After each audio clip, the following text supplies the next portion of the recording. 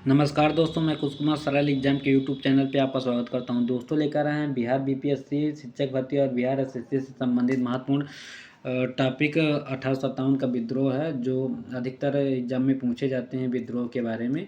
तो इनके बारे में डिस्कशन के साथ हाजिर हुए फिर से नए वीडियो के साथ, और उम्मीद है कि यह वीडियो आपको बहुत ज़्यादा ही यूजफुल होगा। परीक्षा उपयोगी प्रश्न इसमें से मिलते हैं। तो शुरू करते हैं हम 1857 की क्रांति के बारे में, इसका डिटेल के साथ पूरा। तो बात कर रहे हैं 1857 का विद्रोह। तो 3 जुलाई 1857 को पीर अली के नेतृत्व में पटना में विद्रोह हुआ था। ये सीधा बिहार से संबंधित घटना है, तो यहाँ से बात करेंगे। और हुआ तो मेरठ में था, तो अब बिहार से संबंधित है तो बिहार का ही मैटर देखते हैं ना। और 25 जुलाई 1857 को दानापुर में सैनिकों ने विद्रोह कर दिया। आरा जगदीशपुर यहाँ कुंवर सिंह चला रहे थे युद्ध, और भोजपुर जिला के जमींदार बाबू कुंवर सिंह ने विद्रोही सैनिकों का नेतृत्व 27 जुलाई 1857 को आरा में किया। कुंवर सिंह ने पूर्वी उत्तर प्रदेश तक के क्षेत्र पर अंग्रेजी राज को समाप्त कर दिया था। युद्ध में घायल कुंवर सिंह की मृत्यु 26 अप्रैल 1858 को हुई थी। इनकी एग्जैक्ट डेट 26 अप्रैल है, ठीक। और 80 साल की उम्र में मरे थे, ठीक। इसके बाद उनके भाई अमर सिंह ने विद्रोह का नेतृत्व किया। आगे बात करते हैं 1907 में बिहार टाइम्स के संपादक महेश नारायण की मृत्यु के पश्चात पृथक बिहार के लिए आंदोलन का नेतृत्व सच्चिदानंद सिन्हा किया था। अगर पूछ ले कि महेश नारायण की मृत्यु के बाद कौन कार्यभार संभाले थे इसका विद्रोह का, तो सच्चिदानंद सिन्हा। आगे बात करते हैं ब्रह्मदेव नारायण, अली इमाम, मजरूल हक और हसन इमाम भी इस आंदोलन में डॉक्टर सिन्हा के साथ हो गए।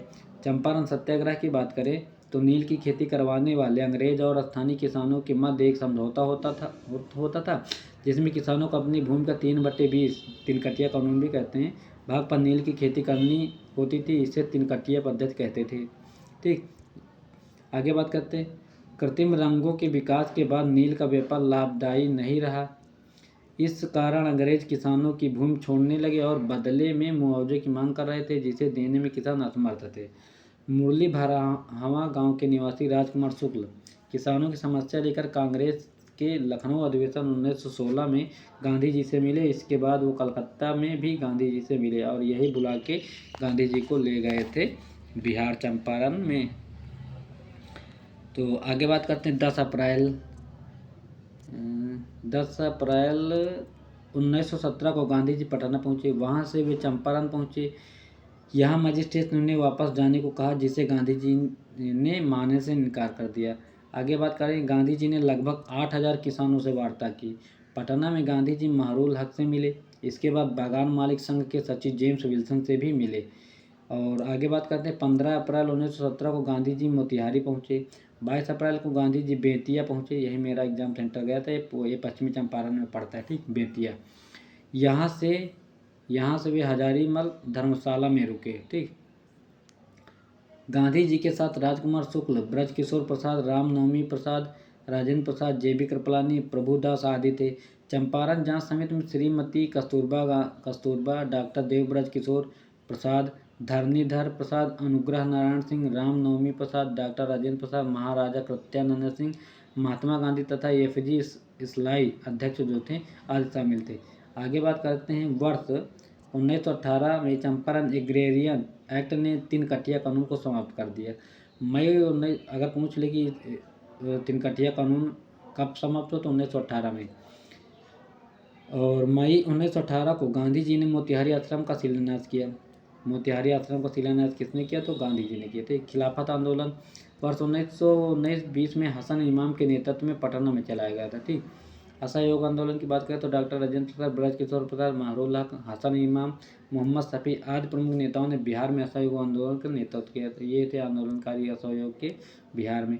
मदरलैंड नामक अखबार महरूल हक ने निकाला। अगर पूछ ले कि मदरलैंड जो अखबार था ये किसका है, तो महरूल हक का है।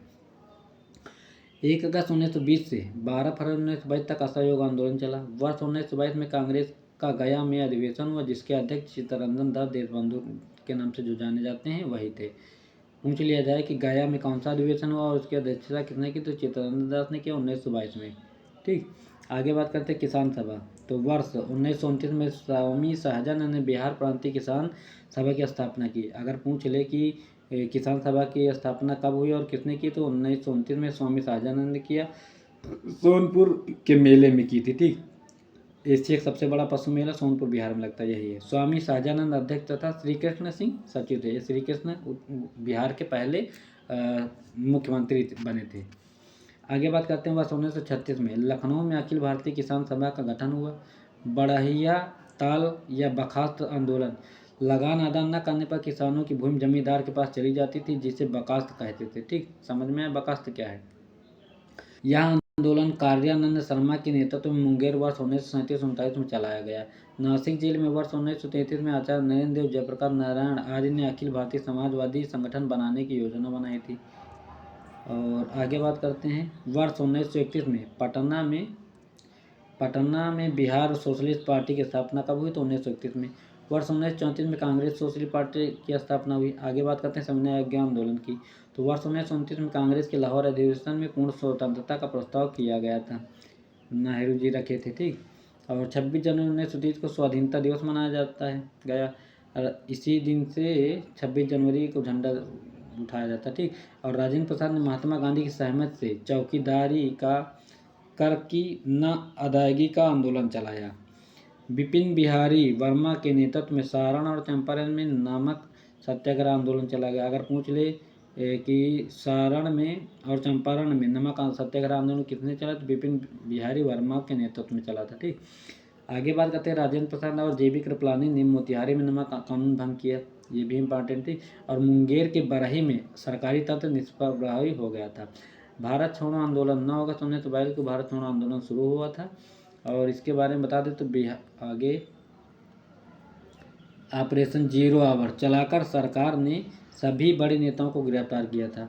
11 अगस्त को पटना सचिवालय कांड में कई छात्रों की जान चली गई। छात्रों के जुलूस पर जिलाधिकारी जी आर्चर ने गोली चलवाई थी। और राजेंद्र प्रसाद को बांकीपुर जेल में रखा गया था, ये भी इम्पॉर्टेंट है। ठीक, आज़ाद दस्ते का गठन जयप्रकाश नारायण ने किया था नेपाल के जंगलों में भाग के। ठीक, और स्वतंत्रता प्राप्ति 9 दिसंबर 1946 को संविधान सभा के अस्थायी अध्यक्ष सच्चिदानंद सिन्हा थे। उसके बाद 11 दिसंबर को राजेंद्र प्रसाद अस्थायी अध्यक्ष चुने गए। ये देखो आगे दिया हुआ है ना। तो तीन हुए थे इसमें, दूसरा हुआ था 11 को, तीसरा हुआ था 13 को। 2 जनवरी 1946 को श्री कृष्ण सिंह जो बिहार के सीएम थे पहले, के नेतृत्व में बिहार में प्रांतीय सरकार का गठन हुआ। प्रांतीय सरकार का गठन किनके नेतृत्व में? तो श्री कृष्ण सिंह के। और 26 जनवरी 1950 को संविधान लागू हुआ और बिहार भारत संघ के एक राज्य के रूप में शामिल हुआ। आगे बात करते हैं बिहार में क्रांतिकारी आंदोलन के बारे में। तो इसमें बात करते हैं बाबा जी ठाकुरदास की। तो पटना में रामकृष्ण सोसाइटी की स्थापना 1906-07 में हुई थी। मजरूल हक ने सदाकत आश्रम की स्थापना की और द मदरलैंड समाचार पत्र मजरूल हक का है। आगे बात करते हैं बिहार के प्रमुख क्रांतिकारी। तो सचिन सन्याल का नाम सुने होंगे। पटना में अनुशीलन समिति की शाखा की स्थापना 1913 में इन्होंने की और अनुशीलन समिति पटना शाखा की स्थापना का सहयोग बंकिम चंद्र मित्र ने किया था। आगे इनके बारे में बता दें तो लिबर्टी लीफ लेट्स वितरण 1915 में स्थापित हुआ। बनारस षड्यंत्र के तहत काला पानी बंदी जीवन पुस्तक के लेखक यही सचिन सन्याल थे। ठीक, और आगे बात करते हैं सहयोगी टीके घोष अखिल चंद्र दास गुप्ता बिहार नेशनल कॉलेज बना। इसके बाद अब वैकुंठ शुक्ल के बारे में बता दें तो हाजीपुर में क्रांतिकारी गतिविधि और फणींद्र घोष लाहौर षड्यंत्र के गवाह की बेतिया में हत्या हुई थी और मोतिहारी जेल में फांसी हुई थी। तो ये था हमारा बिहार का कुछ आंदोलन के बारे में, जो प्रसिद्ध आंदोलन थे बिहार में चलाए गए थे गांधी जी के नेतृत्व में। और सचिन सन्याल के जो बारे में विशेष कथानक मैंने प्रस्तुत किया। और उम्मीद है कि यह वीडियो आपको यूजफुल होगा, आपकी परीक्षा के उपयोगी इसमें बहुत सारे प्रश्न मिलेंगे। तो उम्मीद है कि यह वीडियो आपको अच्छा लगा होगा। तब तक के लिए बाय। पढ़ते रहिए, अच्छे से तैयारी करते रहिए। थैंक्स।